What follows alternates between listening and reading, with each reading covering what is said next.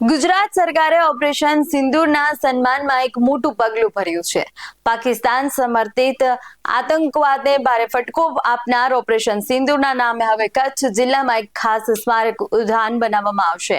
આ પાર્ક પાકિસ્તાન સરહદની નજીક સ્થિત હશે અને તેનું નામ સિંદૂર વન રાખવામાં આવ્યું છે. ચાલો જાણીએ સિંદૂર પાર્કની ખાસિયત.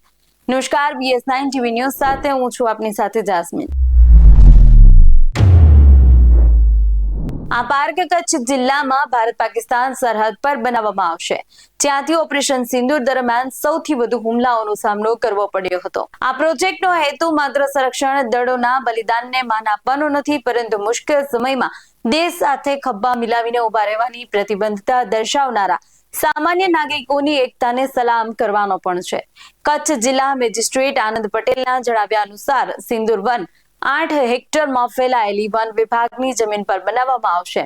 આ જમીન મિર્ઝાપર વિસ્તારમાં ભુજ માંડવી રોડથી નજીક સ્થિત હશે, જ્યાં PM મોદીએ ઓપરેશન સિંદૂર પછી તેમના ગુજરાત પ્રવાસ દરમિયાન જાહેર સભાને સંબોધિત કરી હતી.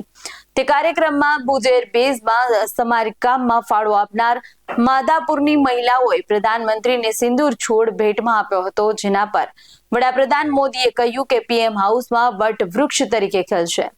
વન વિભાગના જણાવ્યા અનુસાર આ પાર્ક થીમ આધારિત હશે અને સિંદૂર છોડની સાથે લગભગ 35 અન્ય સ્થાનિક વનસ્પતિ પ્રજાતિઓનું ગાઢ વાવેતર કરવામાં આવશે.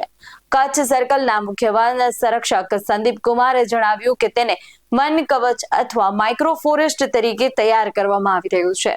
આ પાર્કમાં ભીંતચિત્રો અને આર્મી, એરફોર્સ, નેવી અને BSF જેવા વિવિધ દળોને સમર્પિત વિભાગો હશે.